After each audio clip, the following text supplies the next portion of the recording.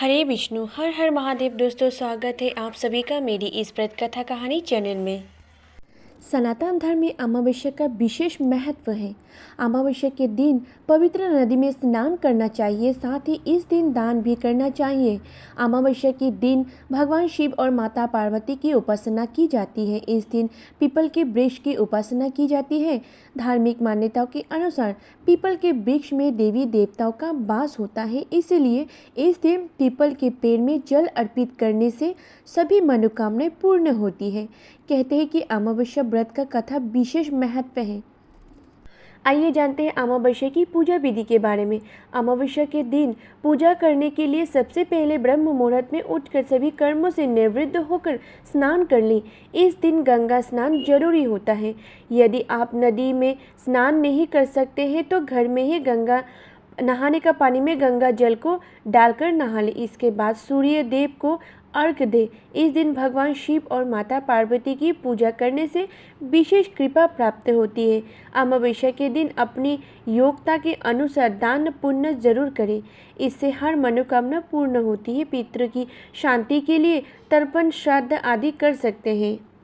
बैसाख मास के कृष्ण पक्ष की अमावस्या तिथि 7 मई मंगलवार को सुबह 11:41 पर आरंभ होगी। साथ ही इसका अंत अगले दिन 8 मई बुधवार सुबह 8:51 पर खत्म होगा। इसीलिए उदय तिथि को आधार मानते हुए बैसाख अमावस्या 8 मई को ही मनाया जाएगा। बैसाख अमावस्या पर श्रीमद् भगवत कथा के श्रवण से अक्षय पुण्य मिलता है। साथ ही जिन लोगों की कुंडली में पितृदोष है उनको पितृदोष से मुक्ति भी मिलती है।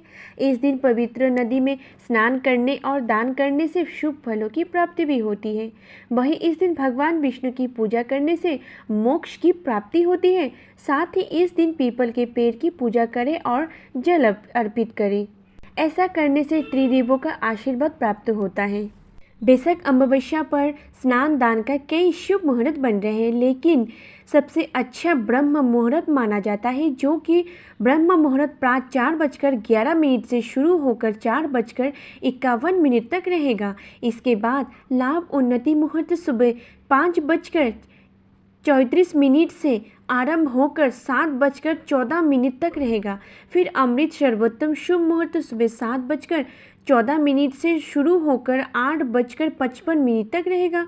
आपको बता दें कि इस दिन दान स्नान करने से व्यक्ति को अक्षय पुण्य की प्राप्ति होती है। बैसाख माह के दिन सूर्य मेष राशि में आते हैं। मेष राशि के अग्नितब्ध की राशि कहा जाता है और सूर्य भी अग्नितब्ध को ग्रह। ऐसे में जब मेष राशि में सूर्य का प्रवेश होता है तो गर्मी तेजी से बढ़ने लगती है। ऐसे में स्वास्थ्य की रक्षा के लिए शीतलता प्रदान करने वाले चीज़ों का सेवन और दान करने की परंपरा हिंदू धर्म में है, ताकि जिसके पास साधना की कमी है वो भी उन चीज़ों का उपयोग करके अपनी सुरक्षा कर पाए। यही वजह है कि बैसाख और ज्येष्ठ महीने में हिंदू धर्म में शीतलता प्रदान करने वाली चीज़ों का दान करने की बात बताई गई है। बैसाख माह में जल, आम, गुड़, सत्तू और तिल का दान करने से पितृदोष से दूर होता है, समस्त पापों का नाश होता है, आरोग्य का वरदान मिलता है। सत्तू का धार्मिक महत्व क्या है? बैसाख महीने की वजह यही है कि बिहार सहित कई क्षेत्रों में इस दिन सत्तू खाने और दान करने की परंपरा रही है।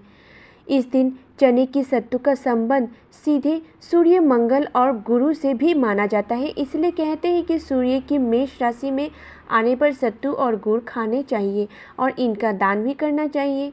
जो इस दिन सत्तू खाते और इनका दान करते हैं वो सूर्य का कृपा लाभ पाते हैं। बैसाख अमावस्या के दिन पितरों की शांति, ग्रह दोष, काल सर्प दोष आदि से मुक्ति के लिए उपाय किए जाते हैं।